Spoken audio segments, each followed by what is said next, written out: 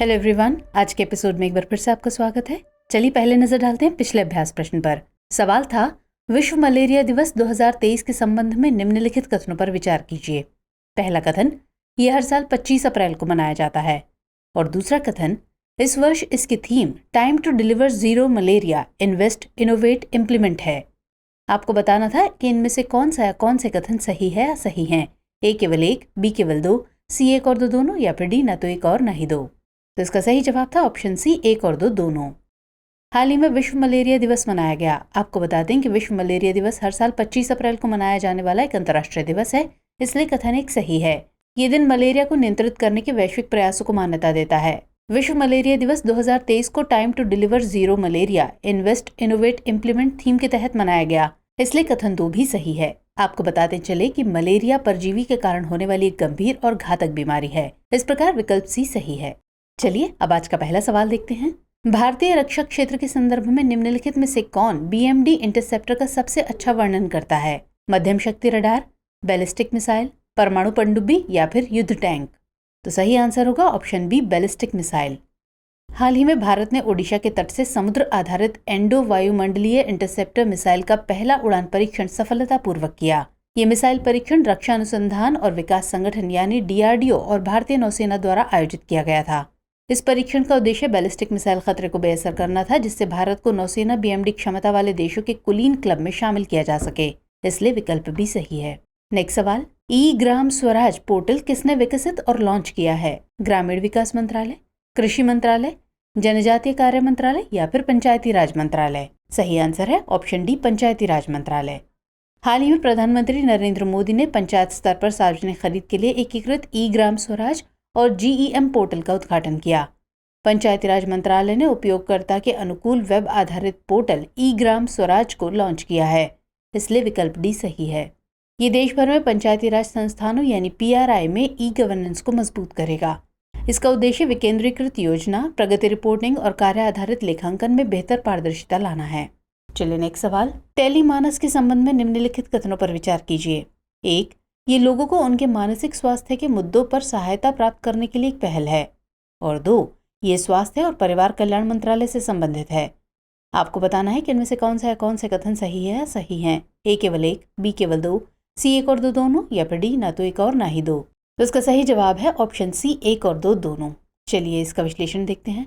हाल ही में केंद्रीय स्वास्थ्य और परिवार कल्याण मंत्रालय की टेलीमानस हेल्पलाइन 1 लाख से अधिक कॉल प्राप्त करके 1 मील के पत्थर पर पहुंच गई है, इसलिए कथन दो सही है। टेलीमानस का पूरा नाम tele mental health assistance and networking across states है। इसे अक्टूबर 2022 में लॉन्च किया गया था। ये कॉल करने वालों की गुमनामी बनाए रखते हुए लोगों को उनके मानसिक स्वास्थ्य के मुद्दों पर सहायता प्राप्त करने के लिए एक पहल है, इसलिए कथन एक सही है। इस पहल की घोषणा केंद्रीय बजट 2022-23 में देश में मानसिक स्वास्थ्य संकट को स्वीकार करने के रूप में की गई थी। तो इस प्रकार विकल्प सी सही उत्तर है। चलिए अगला प्रश्न, इंडिया हैंडमेड पोर्टल किसने विकसित और लॉन्च किया है? वस्त्र मंत्रालय, नीति आयोग, कॉरपोरेट कार्य मंत्रालय या फिर सूक्ष्म लघु और मध्यम उद्यम मंत्रालय? तो जवाब होगा ऑप्शन ए, वस्त्र मंत्रालय।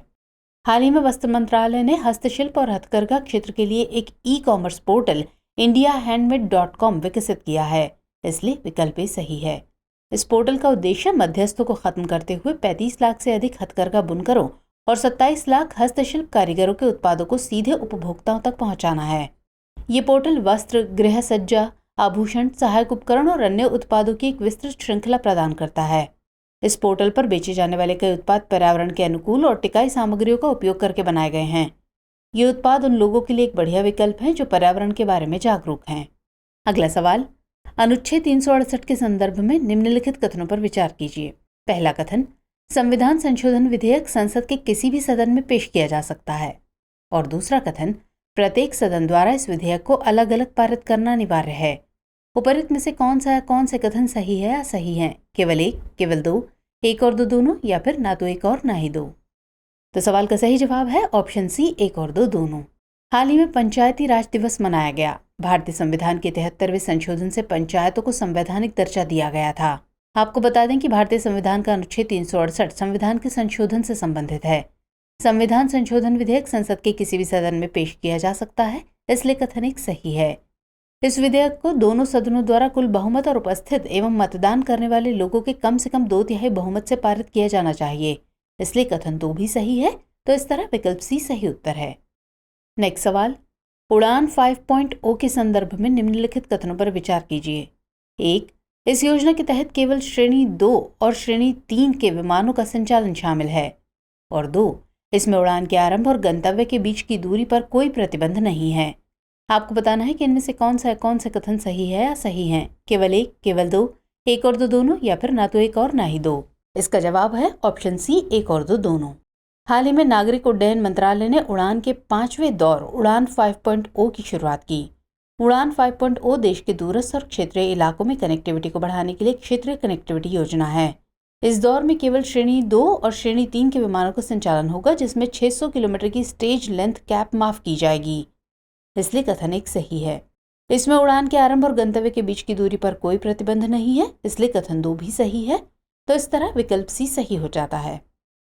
अगला प्रश्न, the Rule of Law Index किसके द्वारा प्रकाशित किया जाता है? Amnesty International, World Justice Project, Human Right Watch, या फिर इंटरनेशनल जस्टिस मिशन? इसका उत्तर होगा option B, World Justice Project. हाल ही में एक लेख प्रकाशित होने के बाद the Rule of Law Index चर्चा में रहा। आपको बता दें कि the Rule of Law Index एक मात्रात्मक मूल्यांकन उपकरण है जिसे वर्ल्ड जस्टिस प्रोजेक्ट यानी WJP द्वारा विकसित किया गया है। वर्ल्ड जस्टिस प्रोजेक्ट US आधारित एक नागरिक समाज समूह है। इसके मुताबिक 2022 में भारत 140 देशों में से 77वें स्थान पर रहा। WJP हर साल कानून के शासन सूचकांक के आधार पर देशों की रैंकिंग करने वाला एक इंडेक्स जारी करता है।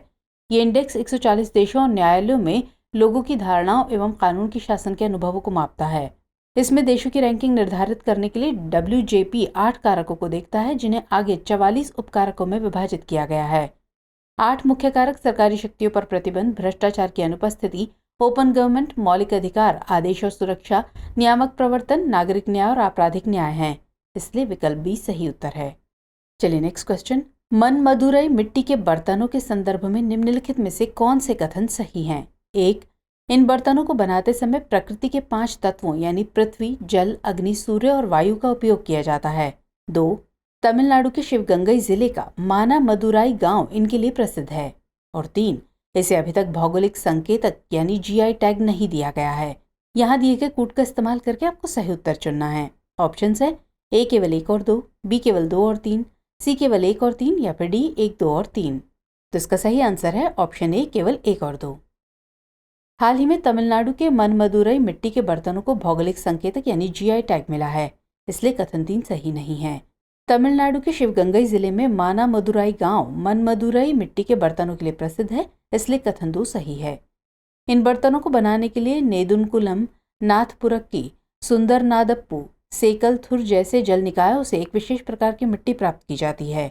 इन बर्तनों को बनाते समय प्रकृति के 5 तत्वों यानी पृथ्वी, जल, अग्नि, सूर्य और वायु का उपयोग किया जाता है, इसलिए कथन 1 सही है। तो इस तरह विकल्प A सही उत्तर हो जाता है। अगला प्रश्न, विश्व बौद्धिक संपदा दिवस 2023 के संबंध में निम्नलिखित कथनों पर विचार कीजिए। पहला कथन, यह हर साल 25 अप्रैल को मनाया जाता है। और दूसरा कथन, इस वर्ष इसकी theme women and IP accelerating innovation and creativity है। आपको बताना है कि इनमें से कौन से कथन सही है या सही हैं। केवल 1, केवल 2, 1 और 2 दोनों, या फिर ना तो 1 और ना ही 2। तो इसका सही जवाब होगा ऑप्शन बी केवल 2। आज दुनिया भर में विश्व बौद्धिक संपदा दिवस मनाया गया। विश्व बौद्धिक संपदा दिवस हर साल 26 अप्रैल को मनाया जाता है, इसलिए कथन 1 सही नहीं है। 2023 में इस दिवस की theme women and IP accelerating innovation and creativity है, इसलिए कथन 2 सही है। इसका उद्देश्य नवाचार एवं रचनात्मकता को बढ़ावा देना और इस संबंध में जागरूकता फैलाना है। इसका आयोजन विश्व बौद्धिक संपदा संगठन यानी WIPO द्वारा किया जाता है। इस प्रकार विकल्प B सही उत्तर है। चलिए अब नोट कर लीजिए आज का अभ्यास प्रश्न। सवाल है, पशुधन जागृति अभियान किस मंत्रालय की पहल है? A. कृषि और किसान कल्याण मंत्रालय, B. संचार मंत्रालय, C. मत्स्य पालन, पशुपालन और डेयरी मंत्रालय, या फिर D. जनजातीय कार्य मंत्रालय। तो सवाल का जवाब कमेंट सेक्शन में देना मत भूलिएगा। मुलाकात होगी अगले एपिसोड में, तब तक के लिए जय हिंद।